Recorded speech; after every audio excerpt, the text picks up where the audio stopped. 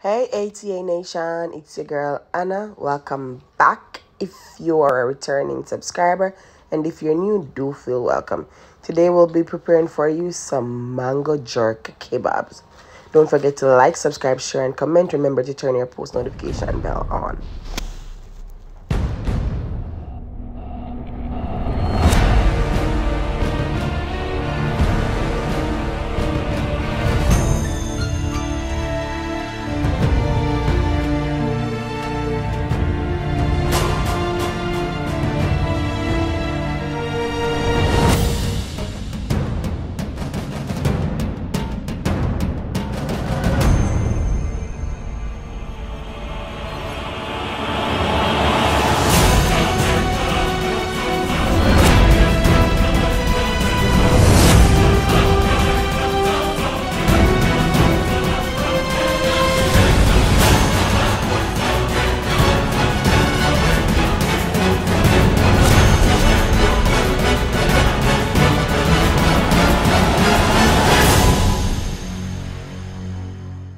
Yes, guys, I know that it has been a minute. I'm sorry.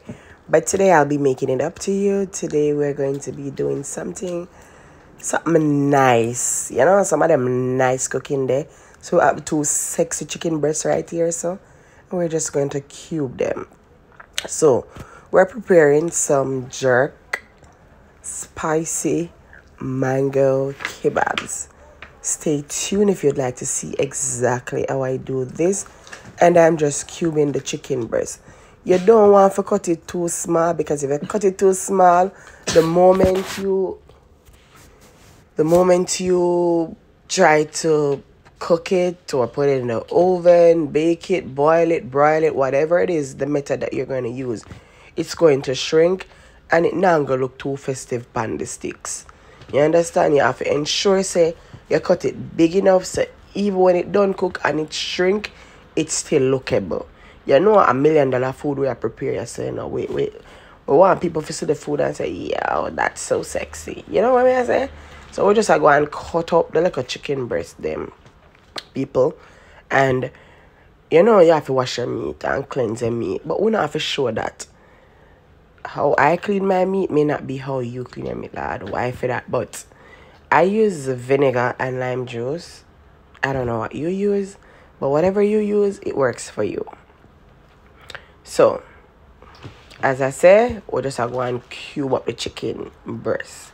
And for somebody that is going to ask me, say, Uncle, chicken breast I can use? You can use a variation of meat. You can use the thigh, you can use the wing, and you can use other meat. Not only poultry. You can use fish too. I'm going to do other kebabs so you'll know. So, after all the chicken has been cut up, yes, people, this is what it looks like when it cut up. I don't know what chicken look like. So, I'm going to wash it already. I may wash it again. And washing your meat with vinegar also helps to tenderize it. So, now I'm adding some cayenne pepper. Yes, I said cayenne pepper. Like, who doesn't like a little spice? Now I'm adding some Maggi all-purpose. And look here, Maggi help all famous chef. So if you not use Maggi, something wrong with you. I'm adding some, I don't know this, cilantro and the parsley. I'm also adding right here some oregano. And the people, you can use probably what you want to use. We're not try to, you know, but this, I find my way of seasoning. I added some rosemary. I'm just adding some nutmeg. And I'm adding some garlic seasoning. Black pepper. I'm also adding some turmeric. Yes, some turmeric. It's going to help with the color, also the flavor. I'm also adding some cinnamon. So yes, I added cinnamon and nutmeg to seasoning the meat, and it gives a cute little taste to it. That's a little sazon, and I'm adding the sazon for color, really not flavor. It's the reason I didn't add it too much, you know. So those are the seasoning that I use. I also added some ginger powder and did I say ginger and garlic? Yes, I added some ginger and garlic and pimento seasoning. See, you can see the little black like a pimento pan it. Meat look good. You have to ensure so you pat dry your meat. So after washing it up, I'd use some napkins to pat dry the meat. You can make it drain whatever you do to it. You just ensure so the bag of water now run and it now, that not cute. That not cute. So this is what it looks like, meat well seasoned. If you're about sushi raw meat, you could just eat this as is. Cause trust me, the scent where I kick me in my face, I know when I wanna smell it. I'm sure when I wanna smell it.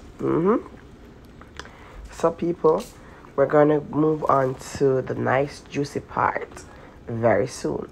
So I just added some coconut oil, and that is to help with the little marination process, because people tap season meat and put it down for 1 day and stuff in marinate. We don't have that time then. So I add a little oil to it. The meat takes the seasoning a little better. So now you can put it on your little baking tray, your grill, whatever it is you're going to use. And I do this before because I want, when I add the sweet peppers and onions and all of that to it, it is lookable, it is crunchy. Plus, this is one of the ways how I learned to do it, the professional way. So there's another way where you just put the raw meat on the sticks with the thing and put it in the oven, but when you take it out, it's not gonna be picture friendly. We want it to be picture friendly. So what we're doing is we're pre-cooking the meat to about 70% to 80%, and when it is at that amount of cooking ratio, we're then going to add everything else that is needed. So here are the colors that we're going to use. We're going to use some red, gold, and green pepper along with an orange. We're going to use green onions and purple onions. And what I'm doing is I'm just cutting them into bite-sized squares. I'm chopping them. I'm not, big dice, not fine dice, so that it will look, presentable, plus it will add to the taste. You have to make sure say it well nice. Now, if you're not a fan of onion, use more peppers, because most people can tolerate eating the bell peppers or the sweet pepper, whichever you call it, but not a lot of people can tolerate eating the onions. Another thing is you can always make a caramel sauce and add it to your onions to kind of get them caramelized, so it has a nice little taste and the texture, so you will eat it. It really varies when it comes down to the consumption of food, how you cook it. Like if you want your kids to eat your fruits and your vegetables, you have to give it in a pretty way. I'm not even gonna say creative, a pretty way. You have to ensure that they're going to see it and they're going to say, wow, that is so pretty. So now we're cutting the onions and we're doing some big chops. Nothing small, big chops. But like the things them big. And we're doing the same for the purple onion. And both onions give different flavors, so you should know the flavor that you are going for to know which one you want to use or which one you don't have to use, So get to learn the flavors of each fruit and vegetable, so when you're adding it to your meal, you know the flavor that you're going to get. Now we're going to make a little, somebody tell me. We're going to make a little green blend, right? So yes, guys, we're making a little green blend. So this is some scallion here, and we're going to use both the white part and the green part. And you can't have green blend without ginger. So once your ginger wash and clean, you don't necessarily have to scrape it. So we're going to add some ginger and the scallion. We're moving on up to a piece of thyme And you know, I have to add a piece of scotch bonnet pepper in it. We don't want nothing too heavy because we already seasoned the meat with cayenne pepper and black pepper. So you don't want it to be burning hot till it takes from the taste. Now we're going to add some ginger. And you know, I'd also add some pimento seeds, but you didn't get to see the pimento seeds, right? I don't know.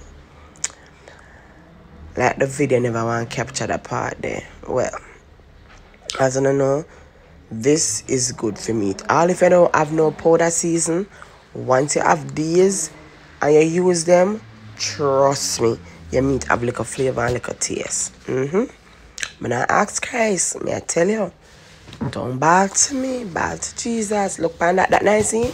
I tell you no, there's nothing as therapeutic as using natural seasoning.